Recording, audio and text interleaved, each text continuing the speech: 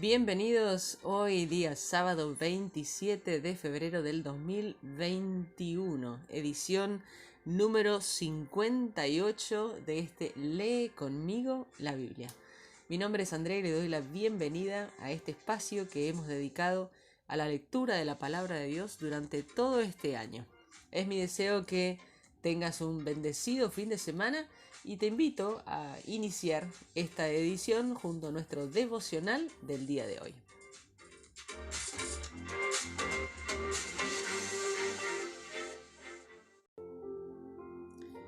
Y nuestro devocional se titula ¿Cómo crecer en integridad? ¿Intentas acomodar a Jesús en tu horario? ¿O más bien acomodas tu horario en función de Jesús? Dios no puede encajar en nuestros planes, sino que nosotros debemos encajar en los suyos. Esto lo escribe Eugene Peterson.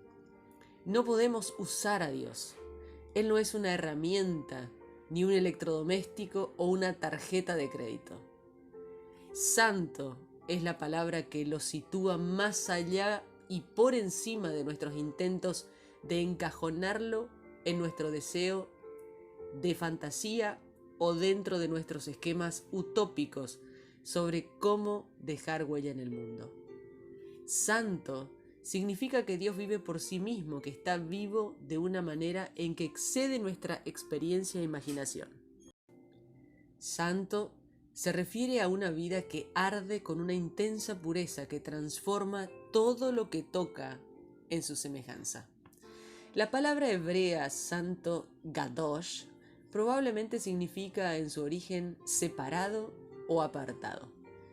Llegó a ser usada para describir la alteridad de Dios y cómo su carácter y naturaleza son mucho más grandes, mucho más maravillosos que ninguna otra persona o cosa. Que algo distinto de Dios sea santo simplemente significa que ha sido dedicada a Dios. Tú eres santo en la medida en que tu vida está dedicada a Él y tus acciones reflejan su carácter. Santidad e integridad están íntimamente relacionadas y Dios quiere el todo de tu vida. En el Salmo 27 leemos: Alaba al Señor en la hermosura de la santidad. ¿Cómo puedes hacer para vivir una vida exenta de temor? David tenía numerosas razones para tener miedo. Estaba rodeado de los malvados, enemigos y adversarios. Aún así decía: ¿a quién temeré? ¿Quién podrá amedrentarme? No temerá mi corazón, yo tendré la confianza. ¿Cómo puedes mantener la confianza ante la oposición y los ataques? El foco de su vida era la alabanza. Se centró en la única cosa, la que era su prioridad número 1. No intentes acomodar a Dios a tus planes. Haz tus planes en función a la prioridad de la alabanza. David ofrece una maravillosa descripción de lo que es la alabanza. Lo que más quiere hacer por encima de todo es adorarlo en su templo y contemplar su hermosura. Allí podré ofrecer sacrificios en el templo y gritar de alegría y cantar himnos al Señor. Me encanta la expresión la hermosura del Señor que leemos en el verso 4. La palabra griega para hermosura es kalos. Es la que se usa para describir todo lo que Jesús hizo en Marcos capítulo 7 versos 37. Dostoyevsky describió a Jesús como infinitamente hermoso. Jesús no tenía una belleza exterior como lo cuenta Isaías 52 del 2 al 3, sino que tenía una belleza de otro tipo, la hermosura de la santidad. Al buscar al Señor y alzar la vista a su hermosura en la alabanza, Él te eleva por encima de las distracciones, los miedos y las tentaciones, como lo explica David, porque en el día de la aflicción Él me resguardará en su morada. El amparo de su tabernáculo me protegerá y me pondrá en alto sobre una roca. En Marcos capítulo 9 y 10 leemos sobre esto que es tan importante. Sirve al Señor con una vida de santidad. ¿Cuál ha de ser nuestra actitud hacia otros ministerios cristianos y otras iglesias cristianas? Las divisiones entre los seguidores de Jesús empezaron muy temprano. Los discípulos comenzaron a discutir acerca de quién era el mayor. En este contexto Jesús les habla sobre las características de una vida de santidad. La primera característica es humildad. Jesús dice que no compitan por ser el primero. La tentación de compararse siempre está ahí. La envidia y la rivalidad son grandes peligros. Jesús dice que si vas a competir por algo, que sea por conseguir el último lugar. Si alguno quiere ser primero, que sea el último de todos y servidor de todos. Los líderes están llamados a un servicio humilde. La segunda característica es el amor. Luego llamó a un niño y lo puso en medio de ellos, abrazándolo les dijo: el que recibe en mi nombre a uno de estos niños, a mí me recibe. Ama y dale la bienvenida a todos, incluso a aquellos que no pueden hacer nada por ti, los niños, los débiles y los pobres. Al hacerlo, estarás amando y acogiendo a Jesús. Otra característica es la tolerancia. Jesús dice a sus discípulos que no rechacen o juzguen a otros que hagan cosas en el nombre de Jesús, porque no sean parte de su grupo, o hagan las cosas de la manera diferente a como ellos las hacen. Es un error rechazar a otros cristianos, otras denominaciones y otras organizaciones porque no sean de los nuestros. Otra característica es la disciplina. A veces toleramos el pecado en nuestra vida, pero somos intolerantes respecto al pecado de los demás. Jesús nos enseña a ser tolerantes con los demás, pero intolerantes con el pecado de nuestra propia vida. Por supuesto, Jesús no está diciendo que nos mutilemos literalmente. Más bien, usa un lenguaje figurativo para indicar lo que hacemos con nuestras manos, los lugares a los que vamos con nuestros pies y aquello que miramos con nuestros ojos. Sé disciplinado, inflexible y radical con el pecado. El pecado suele llevar a la división. Jesús nos llama a ser implacables en nuestra determinación de vivir una vida de santidad. La siguiente característica es paz. Jesús les dice que no discutan, sino que estén en paz. Él deseaba que sus discípulos se llevaran bien entre sí, dejaran de discutir y estuvieran en paz unos con otros. Más adelante oró porque fueran uno para que el mundo creyera. Y la última característica, fidelidad. Jesús nos llama a ser fieles en el matrimonio. Nos señala que el permiso al divorcio que dio Moisés fue una concesión, no un mandamiento. El designio de Dios para el matrimonio es la fidelidad para toda la vida. Esposo y esposa están íntimamente unidos y se convierten en una sola carne, y los dos serán como una sola persona. Este es el origen de las maravillosas palabras usadas en las bodas, que siguen al momento en el que los cónyuges unen sus manos e intercambian sus votos. Por lo tanto, lo que Dios ha unido, que no lo separe el hombre. En Levítico capítulo 1 leemos: sé santo como el Señor es santo. ¿Cómo puedes vivir una vida santa cuando el mundo a tu alrededor es lo opuesto de lo santo? Cuando el pueblo de Dios estaba a punto de entrar en la tierra prometida, se da lo que Eugene Peterson describe como una pausa narrativa, un prolongado tiempo muerto para la instrucción, una detallada y meticulosa preparación para vivir santamente en una cultura que no tiene la más remota idea de lo que es santo. En primer lugar, escribe: cada detalle de nuestra vida se ve afectado por la presencia de este santo Dios. Eres llamado a la santidad en cada aspecto de tu vida diaria. En segundo lugar, continúa diciendo Peterson: Dios provee un camino, los sacrificios y las fiestas y los Shabbat para atraer todo y a todos a su santa presencia, transformados en el fuego ardiente de la santidad. El lenguaje levítico suena muy extraño para nuestros oídos modernos. La ley requería que el sacrificio fuera perfecto y sin defecto. Mediante el sacrificio se realizaba una expiación. Simbólicamente, por medio de la imposición de las manos sobre la cabeza de los toros, las cabras y los corderos, se pasaba el pecado al sustituto, al que habría de ser sacrificado en lugar de los seres humanos. La sangre de sacrificio era extremadamente importante. Todo esto se puede entender completamente a la luz del Nuevo Testamento. El autor de los Hebreos nos cuenta que sin derramamiento de sangre no hay perdón. Nos explica que la ley es una copia y una sombra. En otras palabras, es simplemente una prefiguración y una imagen de algo mucho más grande y maravilloso. Sigue así. La ley es solo la sombra de los bienes venideros y no la presencia misma de estas realidades, ya que es imposible que la sangre de toros y los machos cabríos quite los pecados.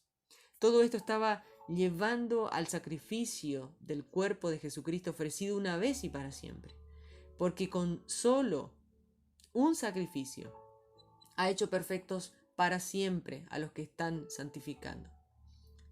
Recibimos el perdón total y cuando estos han sido perdonados, ya no hace falta otro sacrificio por el pecado. Así que el Nuevo Testamento nos dice que ya no se necesita ninguno de aquellos sacrificios, pero conforman el antecedente para el sacrificio de Jesús y nos ayudan a comprender lo increíble que es. La santidad comienza con poner tu fe en lo que Jesús ha hecho por ti y pedir que su Espíritu Santo venga a tu vida para ayudarte a comenzar a vivir una vida de santidad. En agradecimiento por todo lo que Dios ha hecho por ti por medio del sacrificio de Jesús hecho a tu favor, ofrece tu cuerpo como sacrificio vivo, santo y agradable a Dios, como dice Romanos capítulo 12, verso 1. Este es el verdadero culto que debemos ofrecer. Iniciamos nuestra lectura del día de hoy en el Salmo 27, versos 1 al 6. El Señor es mi fuerza y mi salvación. ¿A quién podré yo temerle? El Señor es la fortaleza de mi vida, así que no le temo a nadie. Aunque los perversos me ataquen y traten de destruirme, aunque mis enemigos me ataquen, serán ellos los que tropiecen y caigan. No tendré miedo aunque todo un ejército me rodee. Confiaré en Dios aunque me declaren la guerra. Solo una cosa le pido al Señor, y esto es lo que más quiero: habitar en la casa del Señor por el resto de mi vida. Así podré disfrutar del placer de estar junto al Señor y visitarlo en su templo. Cuando esté en peligro, Él me protegerá en su casa. Él me esconderá bajo su techo, me llevará a un lugar seguro. El Señor me ayudará a derrotar a los enemigos que me rodean. Así, con alegría, podré ofrecerle sacrificios en su templo y cantar en su honor. Continuamos en el libro de Marcos, capítulo 9, versos 33 al 50. Después llegaron al pueblo de Capernaum. Cuando ya estaban en la casa, Jesús les preguntó a sus seguidores: ¿de qué hablaban ustedes en el camino? Pero ellos se quedaron en silencio porque en el camino estaban discutiendo sobre quién era el más importante. Jesús se sentó, reunió a los 12 y les dijo: si alguno quiere ser el número 1, entonces debe ocupar el último lugar y servir a todos. Luego Jesús tomó a un niñito y lo puso frente a ellos y levantándolo en sus brazos les dijo: el que recibe a uno de estos niños en mi nombre también me recibe a mí. El que me recibe a mí también recibe al que me envió. Juan le dijo: Maestro, vimos a alguien expulsando demonios en tu nombre y tratamos de impedírselo porque no era uno de nosotros. Pero Jesús dijo: nadie que haga un milagro en mi nombre va a ponerse después a hablar mal de mí. El que no está en contra nuestra está con nosotros. La verdad es que si alguien les da un vaso de agua porque ustedes son del Mesías, tendrá su recompensa. Le va a ir muy mal al que haga pecar a uno de estos mis seguidores a quienes es fácil hacerle daño. Sería mejor que lo tiraran al mar con una gran piedra de molino colgada al cuello. Y si tu mano te hace pecar, córtala. Es mejor perder una parte del cuerpo, pero tener la vida eterna. Eso es mucho mejor que tener las dos manos e ir al infierno. En aquel lugar el fuego nunca termina. Si tu pie te hace pecar, córtalo. Es mejor perder parte del cuerpo, pero tener la vida eterna. Eso es mucho mejor que tener dos pies y ser echado al infierno. Si tu ojo te hace pecar, sácatelo. Es mejor entrar con un solo ojo al reino de Dios que tener los dos ojos y ser echado al infierno. Allí los gusanos que se comen el cuerpo nunca mueren y el fuego jamás se apaga. Dios les pondrá fuego a todos, como el que echa sal en la comida. La sal es buena, pero si se daña, no es posible arreglarla. Así que sean bondadosos y vivan en paz unos con otros. Seguimos leyendo en el libro de Marcos, capítulo 10, versos 1 al 12. Después Jesús salió de ese lugar y llegó a la región de Judea y al otro lado del río Jordán. Nuevamente se reunió mucha gente junto a Jesús. Les enseñaba como de costumbre. También llegaron algunos fariseos que querían poner a prueba a Jesús y le preguntaron si está bien que un hombre se divorcie de su mujer. Jesús les contestó: ¿qué les ordenó Moisés? Ellos respondieron: Moisés permitía que un hombre se divorciara de su mujer escribiéndole un certificado de divorcio.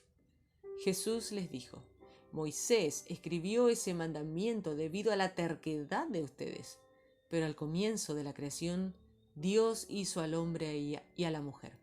Y por eso el hombre dejará a su papá y a su mamá para unirse a su esposa, y los dos serán un solo ser. Así que ya no son dos, sino uno solo. Por tanto, lo que Dios ha unido, que ningún ser humano lo separe. Cuando ya estaban en la casa, los seguidores le volvieron a preguntar sobre el divorcio. Jesús les contestó: el que se divorcia de su mujer y se casa con otra, comete adulterio contra su mujer. Y la mujer que se divorcia de su esposo y se casa con otro, también comete adulterio. Levítico capítulo 1. El Señor llamó a Moisés desde la carpa del encuentro y le dijo: habla con los israelitas y diles que cuando alguien traiga ofrendas de animales al Señor, el animal ofrecido pertenecerá a su ganado o su rebaño. El que ofrezca un animal de su ganado como sacrificio debe quemarse completamente. Tendrá que ofrecer un toro que no tenga ningún defecto para que el Señor acepte la ofrenda en su altar. Tendrá que llevárselo a la entrada de la carpa donde me encuentro con ustedes.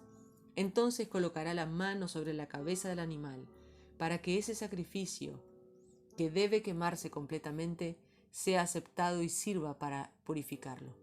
Degollará el animal ante el Señor y luego los hijos de Aarón, los sacerdotes, derramarán la sangre alrededor del altar que queda cerca de la entrada de la carpa del encuentro.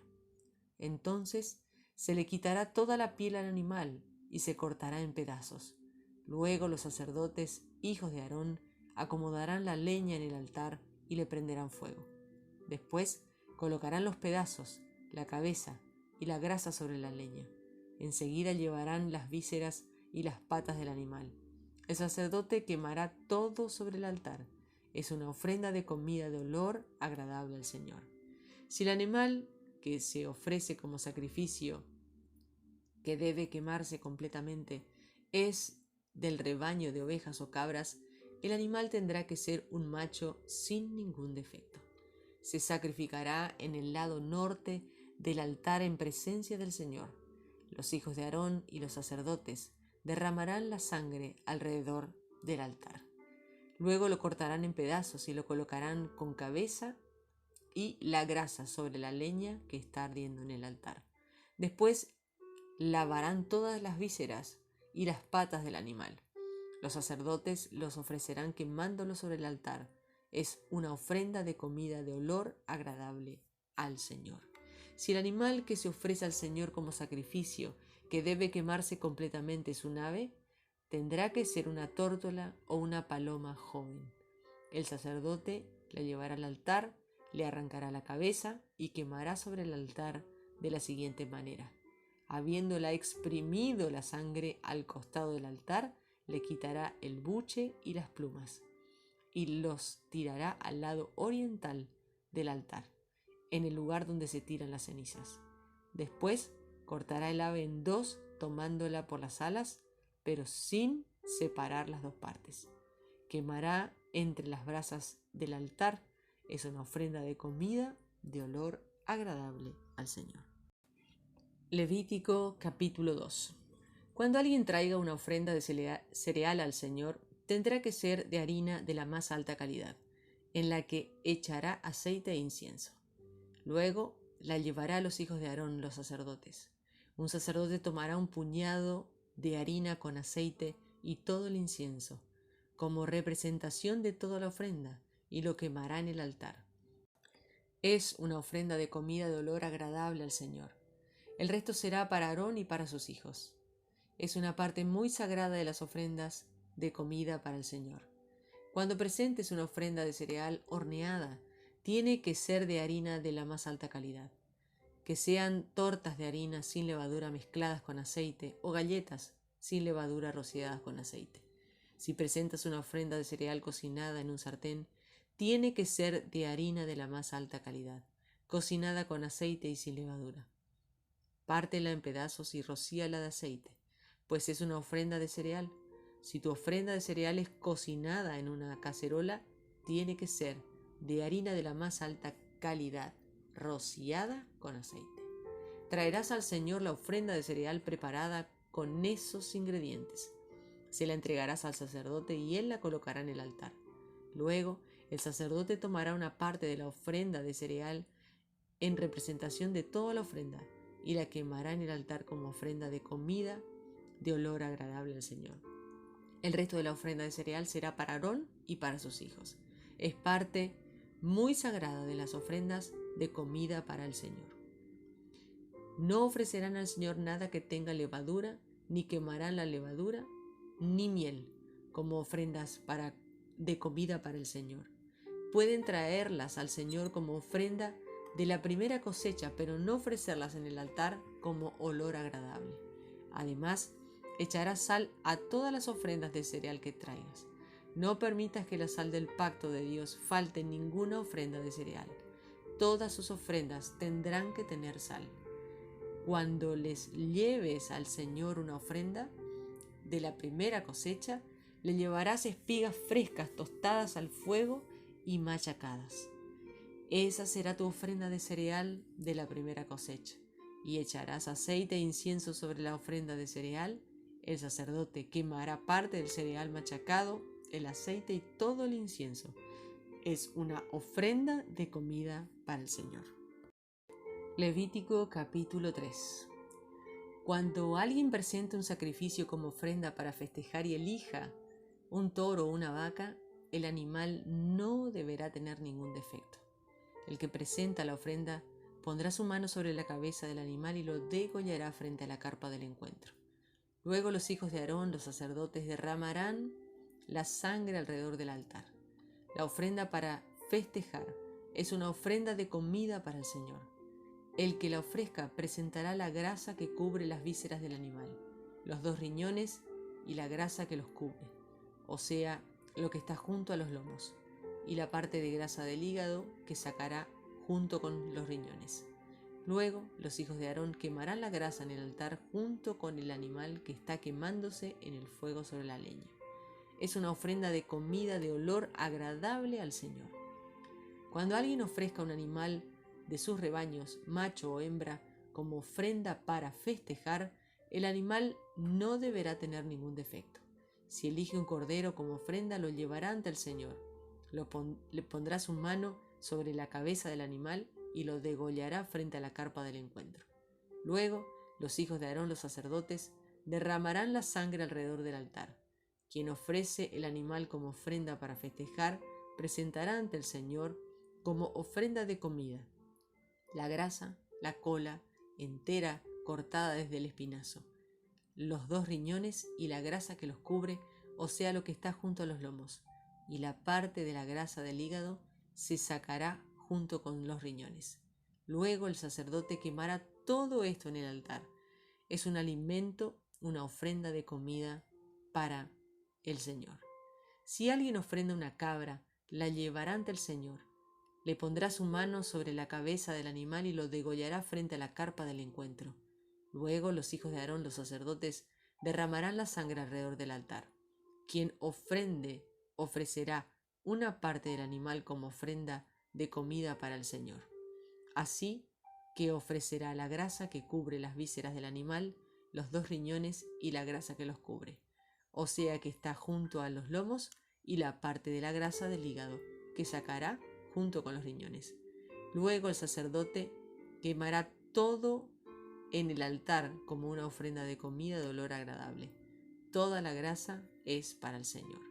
Esta es una ley permanente que cumplirán ustedes y sus descendientes, donde quiera que vivan. No comerán nada de grasa ni de sangre. Y queremos finalizar nuestra lectura del día de hoy como lo hacemos cada día con una oración. Señor, una sola cosa te pido, que habite en tu casa todos los días de mi vida para contemplar tu hermosura. Señor, ayúdame por medio del poder de tu Espíritu Santo a vivir una vida de santidad y desarrollar las características de humildad, amor, tolerancia, disciplina, paz y fidelidad. Señor, lleno de agradecimiento y alabanza, te ofrezco mi cuerpo como sacrificio vivo. Ayúdame por medio de tu Santo Espíritu que mora en mí a ser santo como tú eres santo. Amén.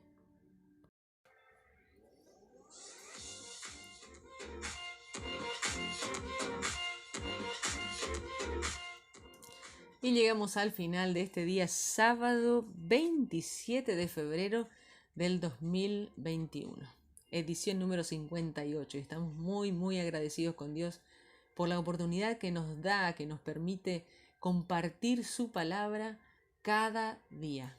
Es una gran bendición para mí, espero que también lo sea para ustedes. Gracias por acompañarme, mi nombre es Andrea. Recuerda que puedes compartir este material con quienes quieras. Es libre, es gratuito, así que lo puedes hacer. Si resulta de bendición, de ayuda para ustedes, yo me siento totalmente feliz de poder compartirlo. Así que, sin más que decirles, los espero mañana, si Dios así lo permite, en otra edición de Lee conmigo la Biblia. Muchas bendiciones y buen fin de semana.